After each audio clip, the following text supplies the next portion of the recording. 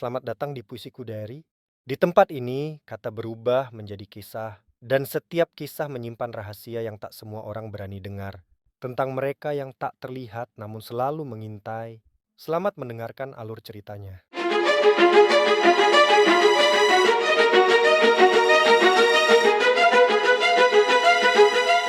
Kalau kita bicara soal Gunung Rinjani, yang pertama terlintas di kepala pasti keindahannya, langit biru yang luas, padang savana yang seolah tak ada ujungnya, dan danau segara anak. Tenang, biru, seperti lukisan, tapi jarang ada yang cerita. Bahwa di balik semua keindahan itu, Rinjani juga menyimpan banyak kisah tentang orang-orang yang tidak pernah turun dengan cara yang sama, seperti saat mereka naik. Cerita ini bukan cerita mistis, bukan cerita karangan, ini adalah kisah nyata tentang seorang pendaki muda dan tentang satu keputusan kecil yang mengubah segalanya. Hari itu sebenarnya dimulai dengan sangat biasa. Pagi di jalur Sembalun terasa ramah. Angin sejuk, matahari belum terlalu terik. Langit cerah, nyaris tanpa awan. Seorang pemuda berusia 23 tahun, kita sebut saja R, berjalan bersama beberapa temannya. Mereka bukan pendaki pemula. Sudah beberapa gunung mereka datangi bersama. Bukan tipe yang asal naik hanya demi foto R, dikenal pendiam, bukan yang paling banyak bicara. Tapi kalau sudah di gunung, dia termasuk yang paling kuat jalan. Sampai siang hari, tidak ada yang terasa aneh. Mereka tiba di Pelawangan Sembalun sesuai rencana. Tempat ini biasanya jadi titik istirahat. Sebelum turun menuju Danau Segara Anak, disinilah banyak pendaki lengah. Karena secara visual, jalur turun terlihat dekat. Padahal di Rinjani, yang terlihat dekat seringkali justru paling berbahaya. Menjelang sore, cuaca mulai berubah, kabut tipis turun perlahan. Awalnya cuma seperti asap tipis. Masih bisa melihat jalur di depan mata, angin mulai dingin. Tidak terlalu kencang tapi cukup membuat bulu kuduk berdiri. Di tengah istirahat itu, R berkata pada teman-temannya, "Aku turun duluan ya, jalurnya kelihatan kok, nanti ketemu di danau." Kalimat yang kalau dipikir sekarang terdengar sangat sederhana. Dan justru disitulah masalahnya. Di gunung, hal-hal yang terdengar sederhana seringkali jadi awal dari petaka. Teman-temannya sempat menahan. Bukan melarang keras, tapi lebih ke mengingatkan cuaca mulai berubah, kabut semakin tebal. Dan turun sendirian bukan keputusan yang bijak, tapi R merasa yakin. Ia sudah sering berjalan sendiri, merasa fisiknya kuat, merasa jalurnya masih jelas. Akhirnya ia melangkah turun sendirian. Beberapa menit pertama tidak ada masalah, jalur masih terlihat, batu-batu masih bisa dikenali, tanda jalur masih ada. Tapi di Rinjani kabut bukan sekadar kabut. Kabut di sana bisa datang seperti dinding putih yang tiba-tiba berdiri di depan mata. Perlahan jarak pandang mulai menyempit, 50 meter, 30 meter, 10 meter. Sampai akhirnya hanya beberapa langkah di depan mata Doar berhenti sejenak. Di saat itulah ia mengeluarkan ponselnya, sinyal lemah, 1 bar. Ia mengirim pesan singkat ke keluarganya, "Aku turun duluan, kabut mulai tebal, nanti ketemu di danau." Pesan itu terkirim, dan itulah sinyal terakhir. Sementara itu di atas teman-temannya masih bersiap turun.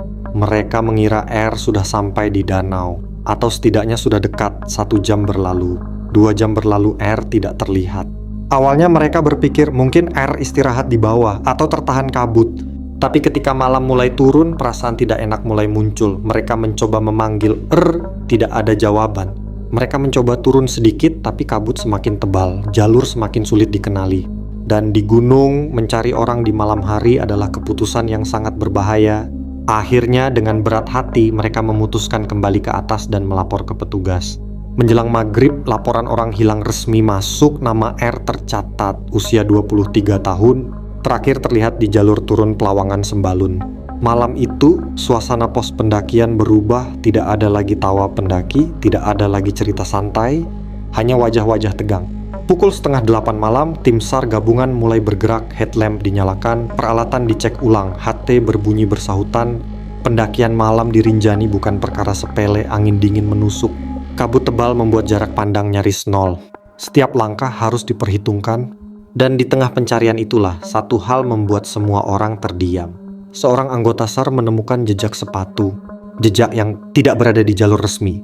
Jejak itu mengarah ke sisi kanan jalur, ke arah yang tidak seharusnya dilewati pendaki, ke arah jurang. Semua saling pandang, tidak ada yang berani bicara. Karena mereka semua tahu kalau jejak itu milik R, maka pencarian ini tidak akan mudah. Dan malam itu, Gunung Rinjani resmi berubah dari tempat wisata menjadi medan pertaruhan nyawa. Malam di Gunung Rinjani tidak pernah benar-benar sunyi. Angin berdesir di antara savana, batu-batu kecil beradu pelan, dan di balik kabut, gunung seperti sedang memperhatikan siapapun yang berani masuk terlalu jauh. Setelah jejak sepatu itu ditemukan, suasana pencarian berubah total. Tidak ada lagi obrolan ringan, tidak ada lagi candaan kecil untuk mengusir dingin. Semua orang tahu mulai titik ini, pencarian bukan hanya soal menemukan orang hilang, tapi juga tentang menjaga agar tidak ada korban baru. Koordinator lapangan memutuskan pencarian malam itu dihentikan sementara, bukan karena menyerah, tapi karena medan terlalu berbahaya. Jurang di Rinjani bukan jurang yang bisa dilihat jelas, kabut menutup segalanya. Satu langkah salah bisa langsung hilang tanpa suara. Keputusan itu berat, karena setiap menit sangat berharga. Tapi di gunung, memaksakan keadaan seringkali berarti bunuh diri. Di posko darurat, semua orang mencoba menghangatkan diri, sebagian duduk terdiam, sebagian lagi menatap peta jalur yang terbentang. Nama R ditandai dengan spidol merah, lingkaran kecil, titik terakhir keberadaannya. Dan titik itu terasa sangat kecil dibanding luasnya Gunung Rinjani. Tidak ada yang tidur nyenyak malam itu. Bahkan mereka yang memejamkan mata, pikiran tetap berlari kemana-mana. Kalau dia jatuh, kalau dia tersesat, kalau dia tidak membawa jaket cukup, pertanyaan-pertanyaan itu berputar tanpa jawaban. Pagi hari kedua, kabut masih menggantung, udara dingin menusuk tulang, embun membasahi tenda. Pencarian dilanjutkan sejak subuh. Tim dibagi menjadi beberapa SRU, Search and Rescue Unit. Ada yang menyisir jalur resmi, ada yang menuruni lereng kanan, ada yang memantau dari titik atas. Masing-masing tahu risikonya. Medan yang mereka hadapi bukan jalur pendakian wisata. Ini adalah area liar, berbatu, licin, dipenuhi semak dan jurang kecil yang siap menjebak siapa saja. Setiap beberapa langkah mereka berhenti memanggil nama R. R, kalau dengar jawab. Suara mereka menghilang di telan kabut. Tidak ada balasan, tidak ada tanda apapun. Menjelang siang, drone thermal akhirnya dicoba diterbangkan. Harapan sempat muncul. Teknologi ini sering jadi penyelamat dalam pencarian orang hilang.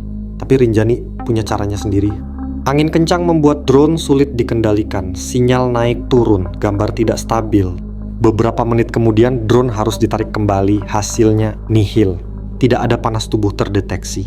Di titik ini beberapa anggota SAR mulai diam, bukan karena lelah, tapi karena pikiran mereka sudah mulai masuk ke kemungkinan terburuk. Di bawah gunung, keluarga R tiba. Ibunya turun dari mobil dengan langkah lemah, matanya sembab, tangannya gemetar. Ayahnya menyusul di belakang, wajahnya kaku, seperti menahan sesuatu yang tidak ingin keluar. Ketika diberi penjelasan tentang kondisi pencarian, ibunya hanya mengangguk pelan, tidak banyak bertanya. Kadang orang yang paling takut justru adalah orang yang paling sedikit bicara. Di sudut posko, ibunya duduk memeluk tas kecil. Isinya jaket R yang tertinggal di rumah. Siang berganti sore, cuaca tidak membaik.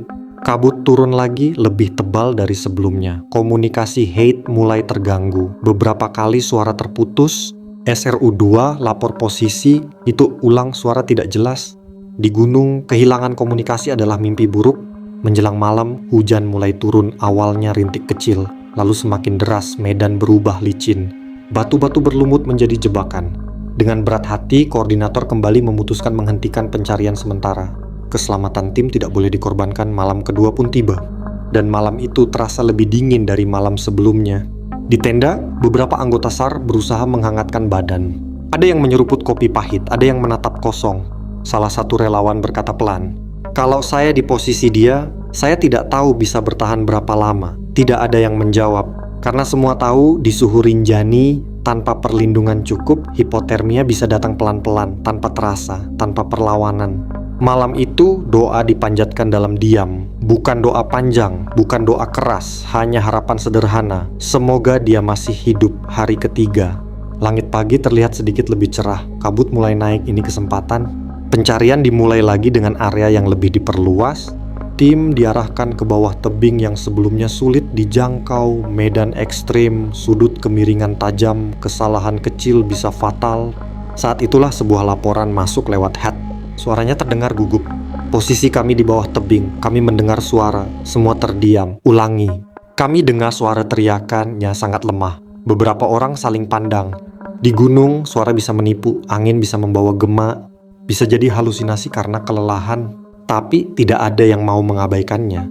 Tim bergerak ke arah suara itu. Mereka berhenti, mematikan semua aktivitas, mendengarkan, dan benar saja terdengar lagi. Pelan, terputus-putus, seperti seseorang yang berteriak dengan sisa tenaga. Bukan suara hewan, bukan suara angin, itu suara manusia. Di titik itu, semua tahu pencarian ini belum berakhir. Dan mungkin harapan yang hampir padam baru saja menyala kembali. Di gunung, kadang harapan datang bukan dalam bentuk keajaiban besar, tapi dalam bentuk suara yang hampir tak terdengar. Ketika laporan itu masuk lewat hit, suasana langsung berubah. Tidak ada teriakan kegembiraan, tidak ada sorak, yang ada justru keheningan. Karena semua orang paham, kalau benar itu suara manusia, maka waktu adalah musuh terbesar mereka. Tim berhenti total, tidak ada langkah, tidak ada gesekan alat, bahkan napas pun ditahan. Lalu suara itu terdengar lagi pelan, parau, seperti datang dari dasar dada yang sudah terlalu lelah. Tolong, satu kata, pendek, tapi cukup untuk membuat jantung semua orang berdegup lebih kencang. Koordinator lapangan langsung memberi instruksi, tim evakuasi disiapkan, tali diturunkan, anchor dipasang di titik paling aman yang bisa ditemukan. Medan di depan mereka bukan jalur pendakian. Ini adalah lereng curam dipenuhi batu tajam, dan di bawahnya jurang yang tidak terlihat dasarnya karena tertutup kabut tipis. Satu kesalahan kecil bisa mengakhiri segalanya. 2 anggota SAR diturunkan lebih dulu.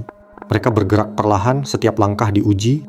Batu dipukul pelan untuk memastikan tidak longsor. Beberapa meter turun, mereka berhenti. Kalau dengar jawab pelan saja, hening. Beberapa detik kemudian jawaban itu datang. Di sini, suaranya nyaris tidak seperti suara manusia. Serak, lemah, seolah keluar dari tenggorokan yang kering berhari-hari. Saat itulah mereka melihatnya. Seorang pemuda tergeletak miring di celah batu, tubuhnya kotor, pakaian basah dan penuh lumpur. Satu kakinya berada pada posisi yang tidak wajar, tapi yang paling membuat dada sesak adalah matanya terbuka.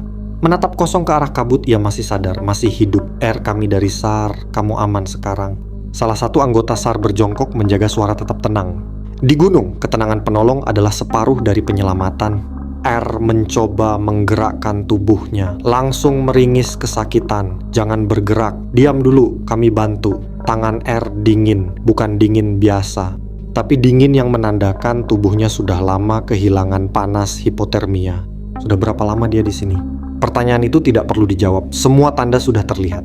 Sambil menunggu tim lengkap turun, anggota SAR berusaha menjaga tetap sadar. Mereka mengajaknya bicara tentang apa saja, tentang nama, tentang teman-temannya, tentang keluarga. Di sela-sela napasnya yang pendek, sempat berbisik, saya sempat jatuh. Mau balik, tapi kaki saya nggak bisa digerakkan. Ia terdiam sejenak, lalu melanjutkan dengan suara hampir putus, malamnya dingin sekali. Saya pikir saya nggak bakal ketemu siapa-siapa lagi. Kalimat itu tidak diucapkan dengan drama, justru diucapkan dengan pasrah. Dan kadang kepasrahan seperti itu lebih menyakitkan daripada tangisan. Tim evakuasi lengkap akhirnya tiba. Mereka bekerja cepat tapi tidak terburu-buru. Setiap prosedur dilakukan sesuai standar, tandu lipat dikeluarkan, thermal blanket dipasang, leher distabilkan, kaki yang patah dibidak. Semua dilakukan di medan sempit, di lereng miring dengan ruang gerak terbatas. Evakuasi di gunung bukan sekadar mengangkat orang. Ini adalah operasi presisi di mana nyawa korban dan penolong sama-sama dipertaruhkan. Saat diangkat ke tandu, ia tiba-tiba menggenggam tangan salah satu anggota SAR. Genggamannya lemah, tapi terasa sekali. Mas, saya boleh pulang kan? Pertanyaan itu membuat tenggorokan tercekat. Tidak ada jawaban berlebihan, hanya satu kalimat sederhana. Kamu pulang, kita pulang bareng. Proses evakuasi dimulai. Tandu ditarik perlahan ke atas menggunakan sistem tali. Setiap meter adalah perjuangan. Beberapa kali tim harus berhenti karena batu mulai bergeser. Beberapa kali kabut kembali menutup pandangan. Angin berembus lebih kencang. Waktu berjalan lambat. 6 jam terasa seperti 6 hari. Di atas, anggota SAR lain menunggu dengan tegang. Di bawah, tim yang menarik tandu sudah basah oleh keringat dan hujan. Tidak ada yang mengeluh, karena di tengah tandu itu ada satu nyawa yang bergantung pada mereka. Menjelang sore, tandu akhirnya mencapai titik aman. Segera diberi penanganan medis lanjutan, infus dipasang, oksigen diberikan. Wajahnya masih pucat, tapi napasnya mulai lebih teratur. Dan di titik itulah, di bawah gunung, keluarganya menunggu. Ibunya berdiri paling depan. Begitu melihat tandu itu, kakinya lemas. Ia menangis, bukan tangisan histeris, Tapi tangisan lega yang selama 3 hari tertahan. Ayahnya menyusul, menyentuh pelan tandu itu, lalu menunduk lama, tidak ada kata yang keluar.